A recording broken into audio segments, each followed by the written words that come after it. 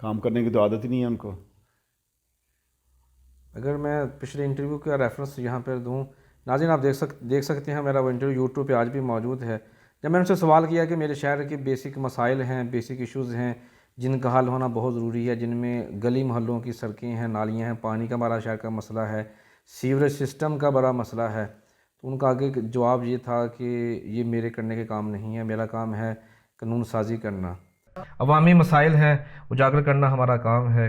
शहर संगलहले अगर बल्दिया की बात करें, कारकर्दगी नाकस, अगर हम सफाई के वाले से बात करें तो जो हालात हैं वो बिल्कुल ही मतलब मुनासिब ही नहीं कि वहाँ पर एक इंसानों के रहने वाले हैं।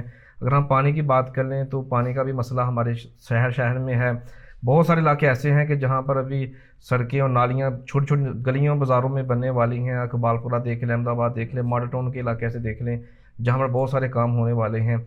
हमने तो आपको ही एमएनए देखा है, बल्कि हमारे गांव के जो लोग हैं वो कहते हैं कि चौधरी बलजीत साहब के नाम के साथ हमेशा लिखा करें सदाबहार एमएनए। तो हम सदाबहार एमएनए के दौर में जब रह रहे हैं तो फिर ये छोटे छोटे जो हमारे बेसिक मसाइल हैं वो क्यों हल नहीं हो रहे?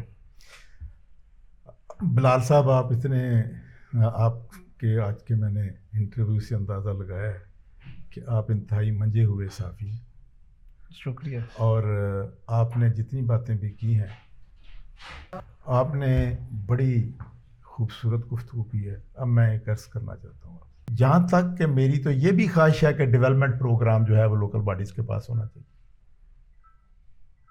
हमारा काम है कौमी असम्बली में हम लेजिस्लेशन करें, जी जी।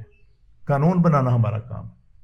अगर आप कल को एमएनए बनते हैं तो क्या भी यही जवाब देंगे? नहीं, वाकई उन्होंने कानून साजी बहुत की है, क्योंकि जब उन्होंने सियासत शुरू की है तो एक वेस्पे से सियासत शुरू की थी, और भी इतनी कानून साजी की कि शेखुपुरा से डिफेंस में कोठियाँ बन गई, फिर इतनी कानून साजी की कि वहाँ से लंदन में फ़्लैट बन गए, फिर इतनी कानून साजी की कि उस सब के हल्के के अमीर तरीन आदमी है, इतनी कानून साजी की है उन्होंने, और स्पेशल बंदे रखे थे कानून साजी के लिए।